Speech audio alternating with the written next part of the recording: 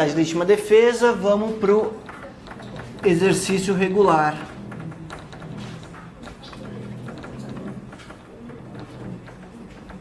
Do direito. Bom, exercício regular do direito seria a terceira causa legal de exclusão da antijuridicidade. E essas duas próximas hipóteses de exclusão da antijuridicidade, que são tratadas lá no artigo 23, como exclusão da antijuridicidade, o exercício regular e o estrito cumprimento,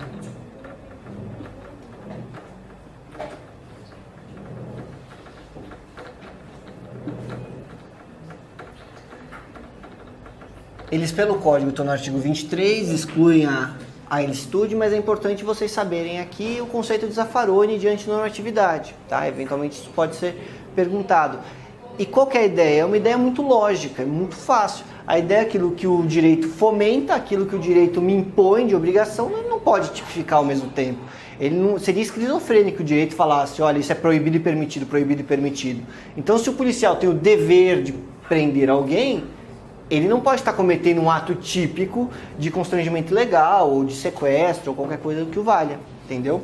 Então, a ideia aqui, quando o Zaffaroni fala que essas duas causas aqui, em verdade, elas afastariam a tipicidade mesmo, né, a imputação, é isso. É porque aqui são condutas que são reguladas pelo direito, que aqui mais ainda, né, que o policial, ele, por exemplo, ele tem a obrigação, se ele não atuar dessa forma, aí sim ele vai estar possivelmente cometendo um crime, às vezes uma prevaricação, por exemplo, certo?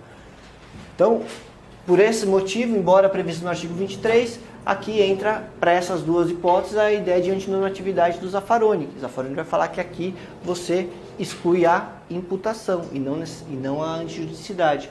É aqui que a gente tem a ideia de tipicidade conglobante que a gente viu nas últimas aulas, tá? Bom,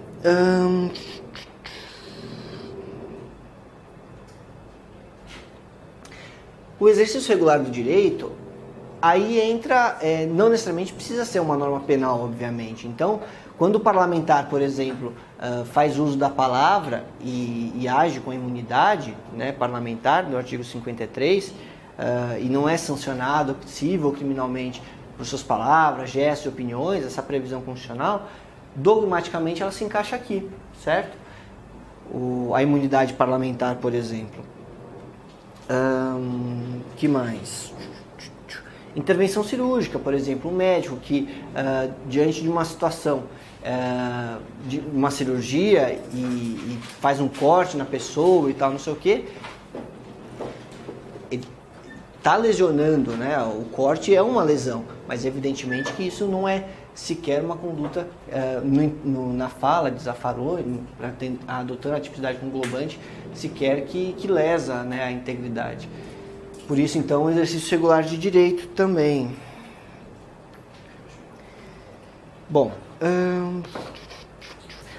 aqui no exercício regular de direito, o que é importante a gente lembrar também é aquela ideia que eu já adiantei da prisão em flagrante. Então, o artigo 301 autoriza que qualquer um faça a prisão em flagrante. Mas, de novo, o exercício regular de direito, ele não pode ter excesso. Então, a pessoa tem que ser imediatamente levada para a autoridade policial. Eu não posso, então, ter situações de linchamento ou, se não, o constrangimento além daquele necessário para levar a pessoa à autoridade policial.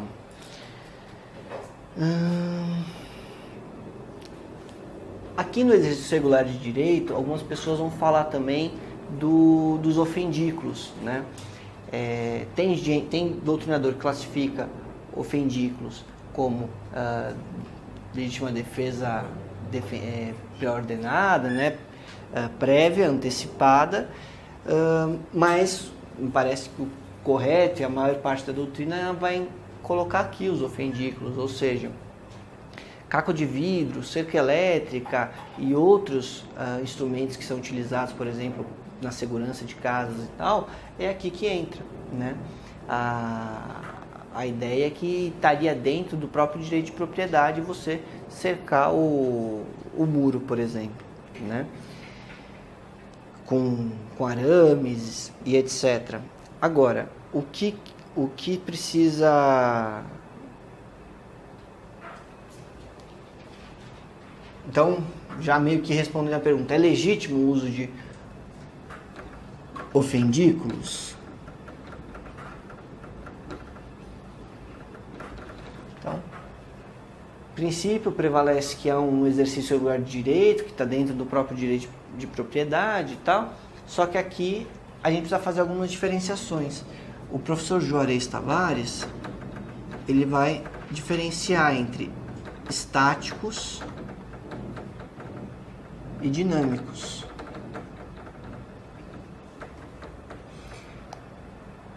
No estático, seria então um caco de vidro, uma cerca que está visível, né?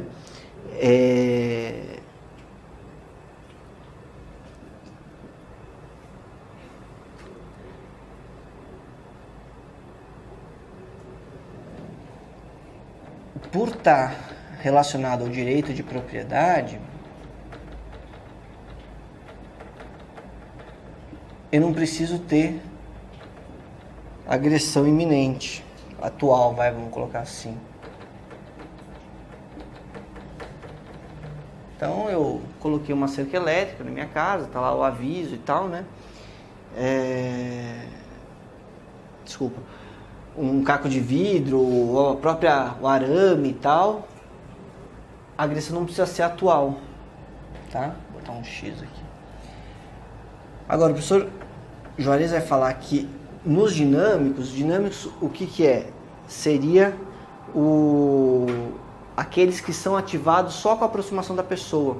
Então, aí sim, por exemplo, um cão feroz, a cerca elétrica, vamos dizer assim, eles só são ativados com a aproximação da pessoa, o que indica que há uma possível agressão atual, né? Aqui o que se coloca é que o proprietário ele tem que providenciar avisos e alarmes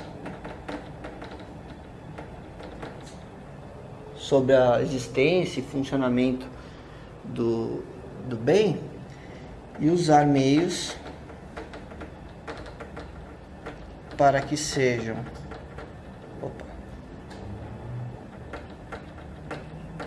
acionados apenas com efetiva agressão.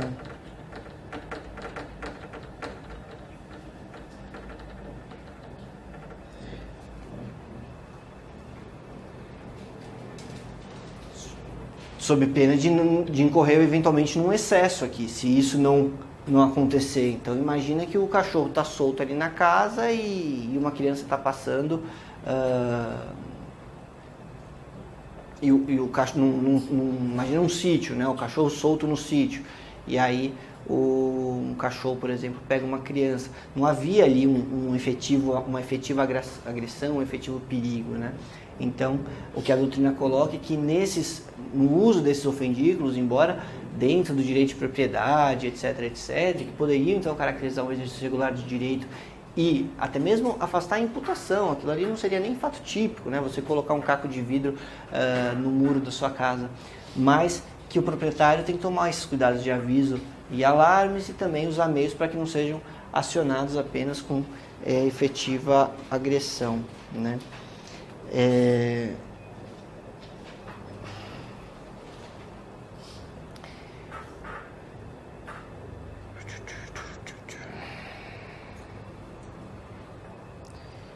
E aqui acho que tem que ficar bem clara que ofendículos não pode se confundir com armadilhas, né?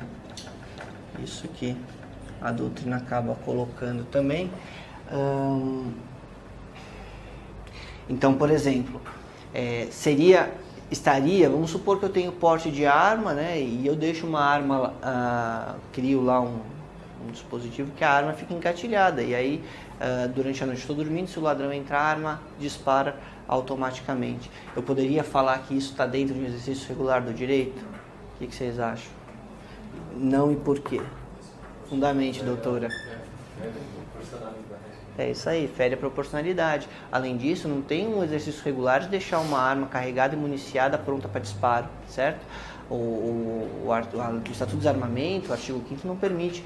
Permite a posse, a arma ficar em casa, ou permite o porte, mas jamais que o agente, ainda que tenha o porte, ande com ela engatilhada, se não use apenas num caso que haja um efetivo perigo, né? Então, viola a proporcionalidade, como o colega lembrou, e aí, então, isso seria uma armadilha, não seria um ofendículo, seria um excesso e, portanto, não haveria, então, um exercício regular do direito, tá?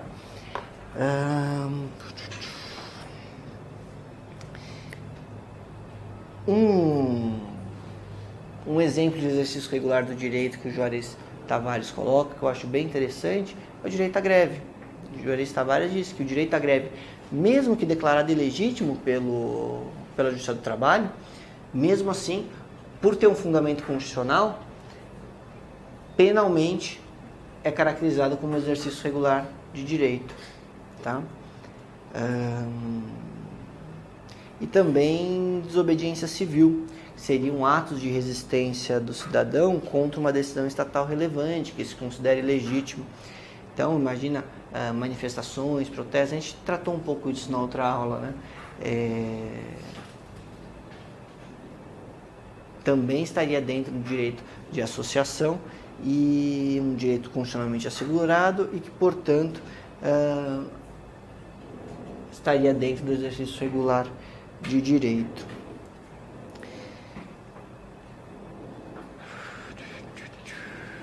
Bom, o estrito cumprimento de dever legal está próximo disso, né? A lei impõe expressamente um dever de agir, quem executa a ação.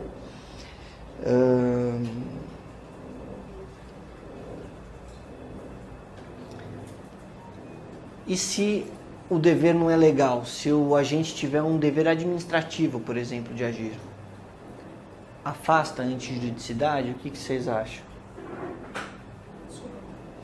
Imagina que, vamos supor, o policial tem o dever legal de agir, prender a pessoa em flagrante, artigo 301 do CPP, perfeito.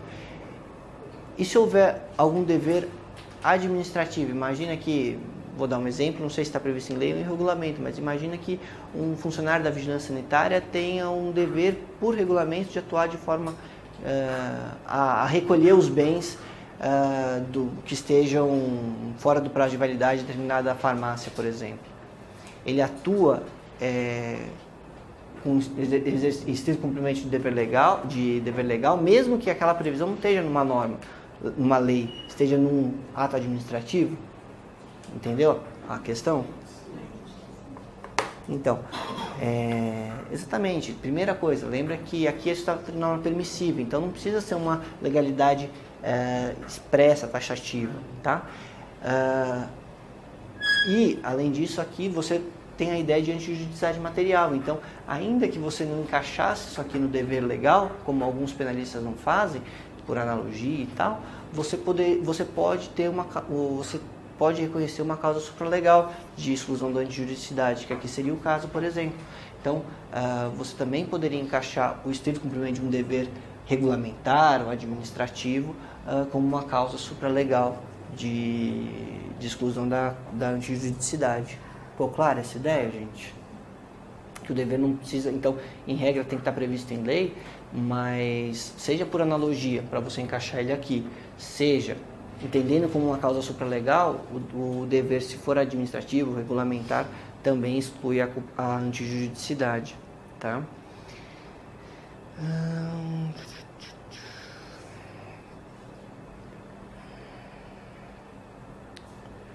Tá.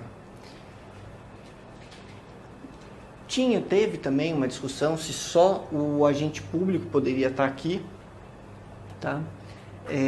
Mas prevalece que não, que qualquer dever legal, né, e que qualquer pessoa que esteja submetida pela lei a atuar de uma determinada forma pode atuará como exclusão da ilicitude, né, não só o funcionário público.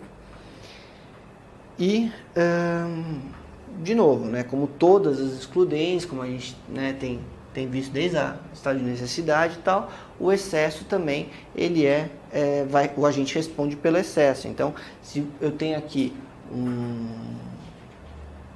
dever, um cumprimento de um dever legal, mas de algo absolutamente desproporcional, então vamos supor aqui, a gente estava falando do ato administrativo, né? O governador do estado dá a ordem de atirar pelas costas, ou de atirar quem tiver com fuzil, alguma coisa assim. Então, tem lá uma norma administrativa demandando ele que ele atue desta forma. Em princípio, ele tem que cumprir aquilo.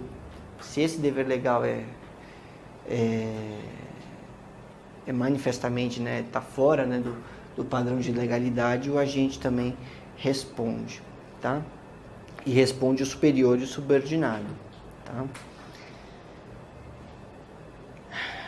Em última análise, né, e eu achei legal reforçar isso, né? Em nenhuma norma, nenhuma lei se impõe o dever de matar, né? Então, lembra que a gente criticou, fez a crítica ao artigo 303 do Código Brasileiro de Ar, da Lei do Abate? Aqui é a mesma coisa, né? Não me parece que isso passaria pelo crivo da Constituição aqui. Então, você não poderia falar num estrito cumprimento de dever legal na Lei do Abate, por exemplo, tá? Essa seria a crítica, tá? Só para ficar bem claro aqui.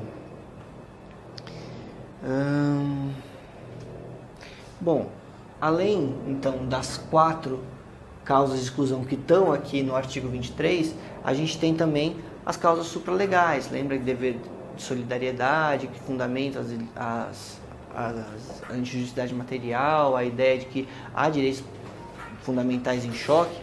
Então, pode ter situações que não estejam necessariamente reguladas no artigo 23, pode ter situações que não estejam regulamentadas sequer na lei, mas que constituem causas supralegais de exclusão da antijuridicidade.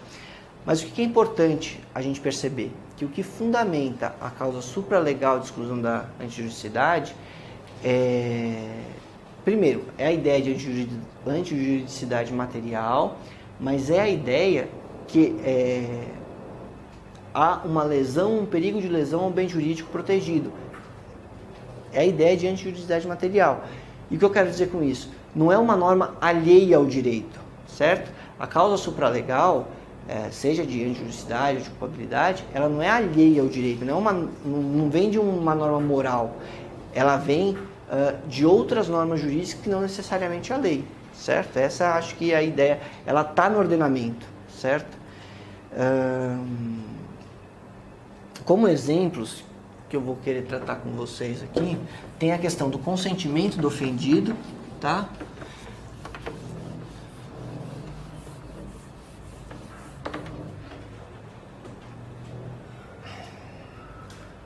Consentimento.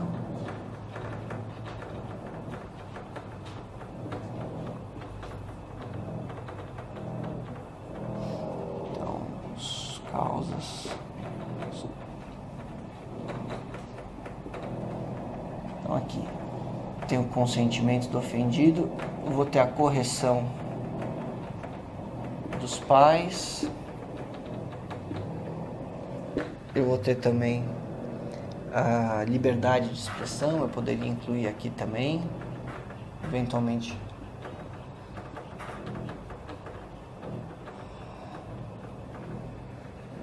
Poderia incluir aqui também o princípio do balanço.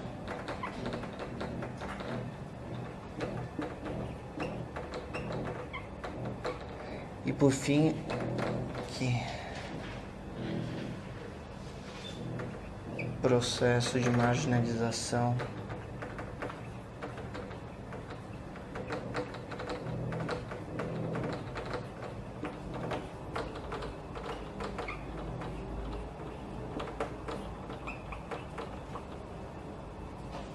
Tavares. Então, aqui são alguns exemplos que eu poderia, que eu pretendo citar com vocês aqui de causas supralegais. São todos que existem? Não. Uma por quê? Porque, como a gente já viu, o fundamento está na antijuridicidade material e pode ser que num caso concreto haja uma outra construção, tá? Além disso, há N doutrinadores, pode ser que algum doutrinador coloque aqui algum outro e classifique aqui como causa supralegal de exclusão da ilicitude algum outro.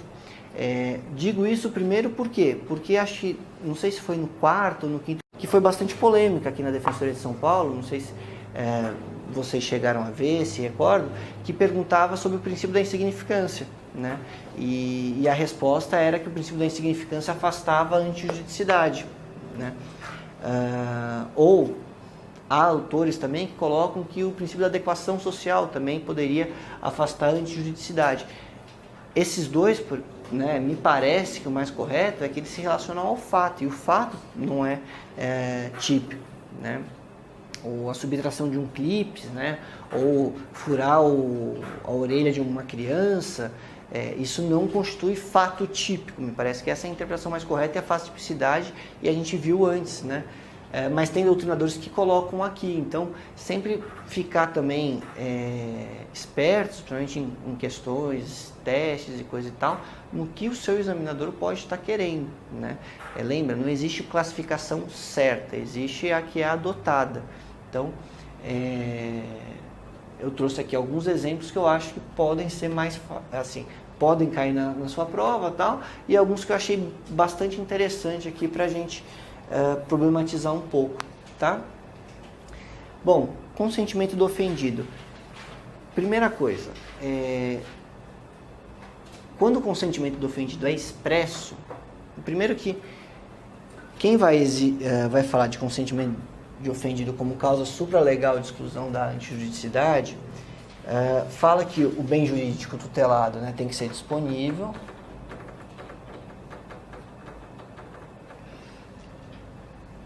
então aqui honra, patrimônio, né? Então tem uma natureza eminentemente privada, né? O consentimento é anterior à prática do fato, né? E que a vítima possa dar esse consentimento, né? Vamos colocar assim, vítima capaz, né? Pensa aqui maior de 18 anos, por exemplo. Ou seja, o consentimento teria que ser válido, né?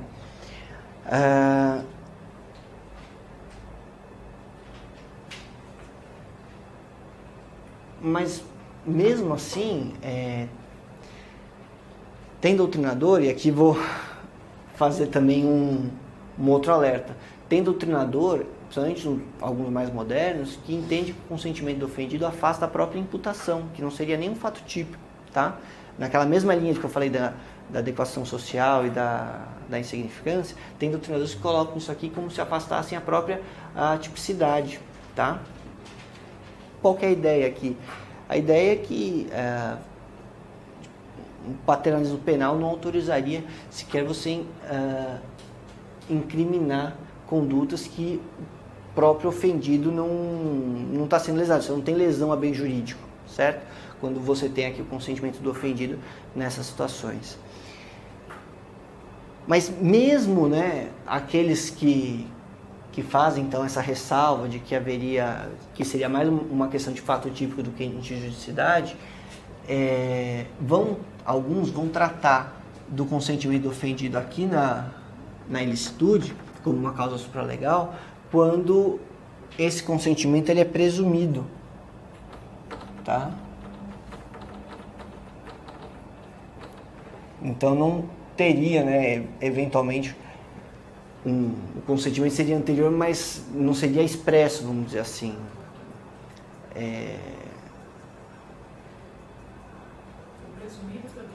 Então, sim, exatamente, entendeu? Então, tem doutrinadores, como por exemplo o Juarez Tavares, que ele trabalha com a ideia de que o consentimento do ofendido ele afasta a imputação, porque não há bem jurídico tutelado, entendeu? Mas ele vai exigir, né? Por exemplo, o consentimento seja anterior. E quando ele está diante de um consentimento presumido, então vamos supor que a pessoa não chegou a manifestar expressamente, né? Mas pela conduta dela, fica claro que ela estava aceitando aquele risco que estava sendo criado, né? Então, nesses casos, o consentimento presumido também poderia ser uma causa de exclusão supralegal, de exclusão da ilicitude. Quando que o Juarez Tavares fala assim que pode ter um consentimento presumido, para ficar mais claro? Imagina que o prédio aqui está fechado, a sala aqui está fechada, é um domingo, e começa a pegar fogo. E sem eu entrar em contato com o pessoal da associação, com o dono do prédio, com ninguém, eu arrombo a porta, quebro aqui a pia, jogo água em tudo, tal, não sei o que, entendeu? Então, eu atuei como um gestor de negócios, por exemplo. Essa é a ideia. Não tinha nem tempo de entrar em contato, por exemplo, com a vítima, mas eu atuei no interesse dela, entendeu? É nessa ideia, por exemplo, que o Juarez vai falar de consentimento presumido, por exemplo, tá? Ou se não, tem um outro exemplo, que aí, assim, é um pouco, não falar assim, exemplos de livro, mas é um pouco para entender.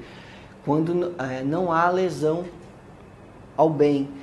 E o exemplo que se dá é de um penalista alemão, Heffendel, que ele coloca assim: se eu tenho uma nota de 10 euros e 5 moedas de 2 e eu faço essa troca, e a pessoa, vamos dizer assim, não reclama, haveria um consentimento presumido, então, porque não haveria nenhuma lesão ao bem jurídico. Enfim, seriam essas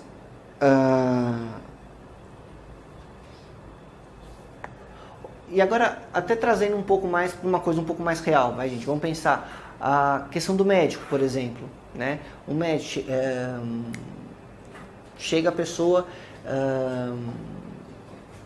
desacordada na ambulância e tal. De certa forma, eu posso explicar a atuação do médico também aqui pelo consentimento do presumido, se eventualmente assim eu estou atuando no interesse da pessoa para salvar a vida, mesmo eventualmente fazendo uma transfusão, às vezes uma amputação, entendem o que eu quero dizer?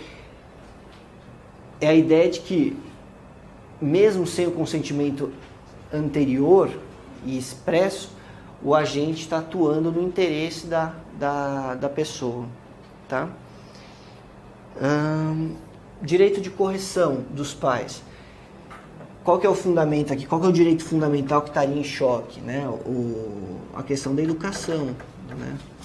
Que para os pais funciona até como um dever. Então, o dever de correção, ele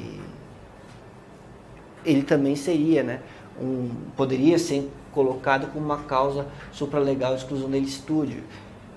Então, pequenas correções que não configurem maus tratos, que não configurem excesso, coisa e tal, tem doutrinadores que inserem aqui como uma causa supralegal. Então, a criança, né, fez uma criação, o pai fala assim, 2 horas no quarto. Né, isso é constrangimento ilegal, cárcere privado? Não, isso é simplesmente uma causa supralegal, lá. E está aqui, né, correção dos pais, não sei o quê, e o direito fundamental que está por trás, qual é? É a educação e tal, não sei o quê, tá?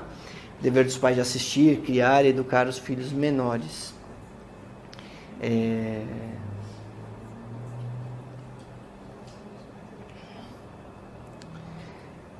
Aí, só o link, né, aqui entre esses dois.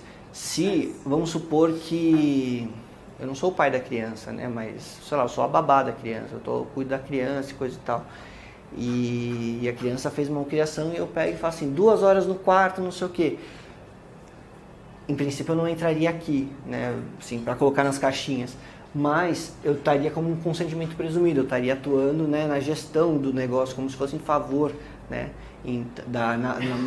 no mesmo sentido, né, em favor ficou, não como favor de prestando um favor, mas assim, na direção do que aquela pessoa precisaria, né, então, no interesse, vamos colocar assim. Então, tem doutrinadores que colocariam, por exemplo, o caso da babá ou da pessoa que está cuidando da criança, que não é o pai, mas que exerce aqui uma correção para a educação, de forma moderada e tal, poderia entrar como um consentimento presumido também, entendeu? Direito de expressão, liberdade de expressão. É a ideia. Qual que é o direito fundamental que está aqui, por exemplo? Reunião e associação.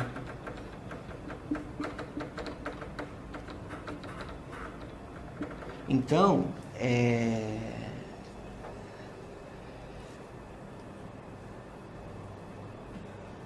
aqui,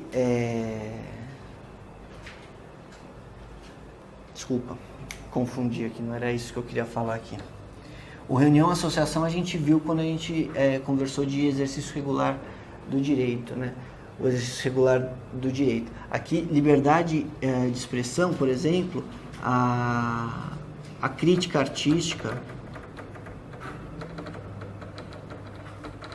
ou um trabalho jornalístico narrativo, por exemplo, né? Ainda que eventualmente possa haver, né, uma possível ofensa à honra, em alguns casos, se estiver dentro da liberdade de expressão, você pode estar atuando com uma causa supralegal de exclusão da ilicitude também, tá? Essa é a ideia.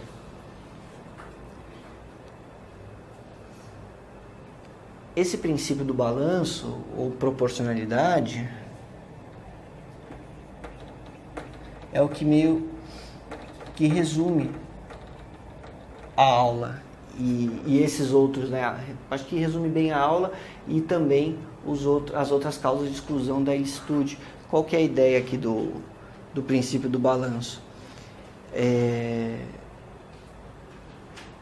Se eu estou lesando um bem, mas para proteger outro de um valor maior, ou seja, se eu estou atuando com proporcionalidade, isso pode funcionar com uma causa supralegal de exclusão da ilicitude. Essa que é a ideia. Então, um exemplo aqui, e outros tantos que vocês possam pensar, mas para ficar bem claro, imagina que eu estou sendo acusado de um crime que eu não cometi, e aí por isso eu de alguma forma, que eu não sei qual que eu vou lá e intercepto, por exemplo, o telefone de terceira pessoa, e com isso eu provo minha inocência, né? Eu não poderia fazer isso, estaria fora eu não tenho um exercício regular de direito né? Mas entra aqui os direitos que estão em choque, pelo princípio do balanço, proporcionalidade, eu poderia ter aqui uma causa de exclusão da ilicitude. Então veja como, assim, é algo absolutamente aberto que vocês poderiam, na prática, fundamentar muitas defesas, né, com base nesta ideia.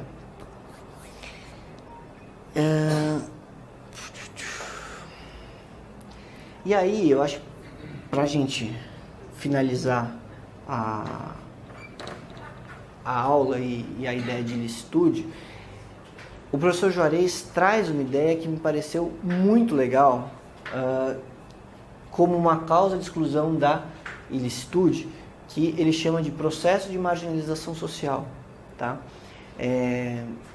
Isso é legal porque traz um pouco, assim, de direito real a uma dogmática que é falida, né? Que na prática a gente, às vezes, né, eu fui dar o exemplo do trem que passa na cabeça de um, na cabeça de outro, é isso, né? Parece que o Dig-Sol saiu dos quadrinhos e está na vida real. E se esquece de problemas sociais graves, que na verdade deviam ser regulados pelo direito, deviam entrar nos tribunais, e não, na verdade a gente põe lá um grande tapume assim e tenta não enxergar. Então, eu achei muito bacana quando o professor Juarez trata dessa ideia que ele chama de processo de marginalização social, e ele fala que isso pode funcionar como uma causa de exclusão da ilicitude. Bom, o professor Juarez, o que ele quer dizer com isso? Ele vai falar o seguinte, que as próprias condições sociais de marginalização das pessoas podem conduzir ao reconhecimento de fatos justificados.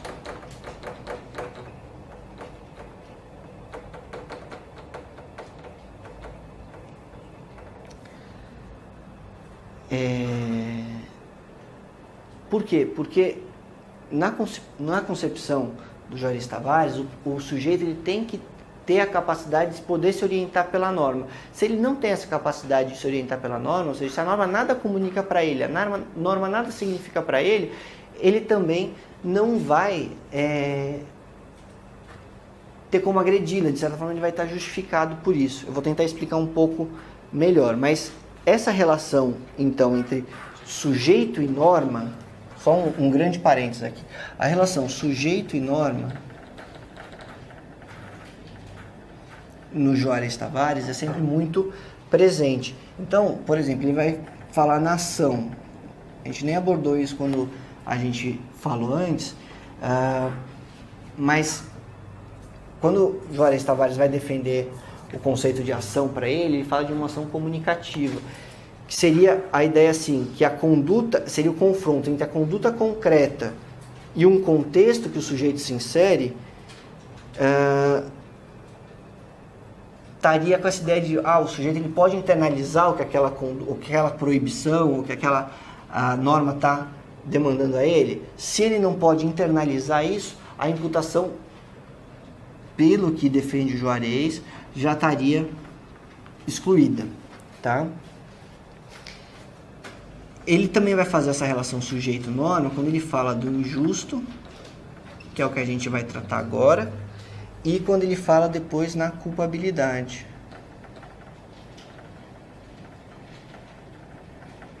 Quando ele fala na culpabilidade, a ideia é que há um confronto concreto entre o sujeito e a norma na compreensão do injusto, certo? Então, é um pouco a ideia do sujeito que não compreende, ou que por questões entre quaisquer questões, vamos colocar assim, não conseguiria compreender o teor da norma, né? Aqui seria assim, a norma não está direcionada ou não comunica nada ao sujeito. Na culpabilidade aqui, a relação que ele coloca é que o sujeito não compreenderia a norma. São só, assim, querendo só fazer a diferenciação, tá? Por quê? Porque o que ele vai falar aqui no injusto, que é um dos elementos que ele faz essa relação sujeito e norma, que interessa aqui pra gente quando a gente fala em antijuridicidade. Ele vai falar que o processo de marginalização social exclui a ilicitude. Por quê?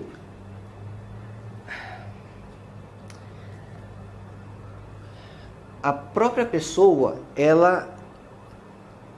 a exclusão teria por base, né, a própria permissão que a pessoa dá para a proteção do bem. O que ele quer dizer com isso? Que se o próprio titular do bem já descartou aquela proteção, ele também não se pode exigir que ele vá atuar na defesa do bem. Então, vamos colocar assim.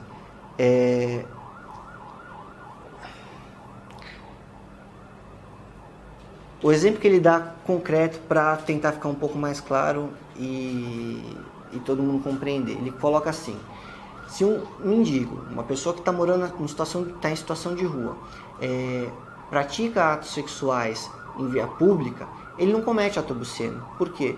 Porque ele já não está no âmbito de proteção da norma. E se ele não está no âmbito de proteção da norma, ele também não pode agredir a norma. Essa é a ideia. Se eu não estou protegido pela norma, e aqui ele faz expressa menção, por exemplo, ao artigo 3º da Constituição Federal, que prevê, né, a erradicação da pobreza e da miséria. Se aquela pessoa em situação de rua não está nesse âmbito de proteção, que a norma penal tinha que ter, né, para a erradicação da pobreza, ele também não pode ser o destinatário dessa norma penal. Essa é a ideia que o professor Juarez coloca. Sabe quando vocês vão ver isso no processo? Nunca de tarde. Mas, enfim, é uma ideia muito legal, pelo menos para você problematizar, porque realmente, assim, como sob o ponto de vista da ilicitude, né, da norma permissiva, como não justificar, né, a atuação do morador de rua num contexto desse? Ou,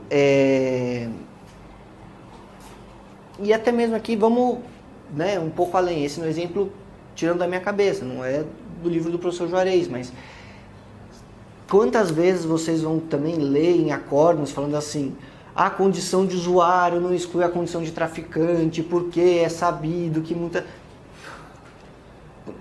como não, né? Assim, você com o tráfico quer proteger o quê? A saúde pública, e a saúde do indivíduo está lá largada. Às vezes você pergunta para o policial, mas ele aparentava, estava em situação, aparentava, tinha feito uso de drogas, ele estava mal cheiroso, mal vestido, vestes desalinhadas, né? Você faz essa pergunta e fala, não, sim, claro, totalmente. Aí vem lá na sentença, não, a condição de usuário não afasta a condição de traficante. Como que construir critérios dogmáticos assim, né, você poderia realmente trazer uma realidade a mais para o direito e coisa e tal, e enfim, produzir decisões talvez mais justas, né?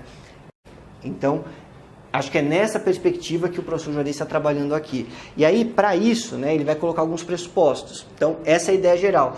Ficou um pouco mais claro agora? Então, quais são os pressupostos? Vou colocar aqui embaixo e eu puxo aqui para cima. Os pressupostos que ele coloca. Que haja objetivamente que haja um grupo de marginalizado, né? Ou seja, fora da cadeia de proteção social. São as palavras que ele usa.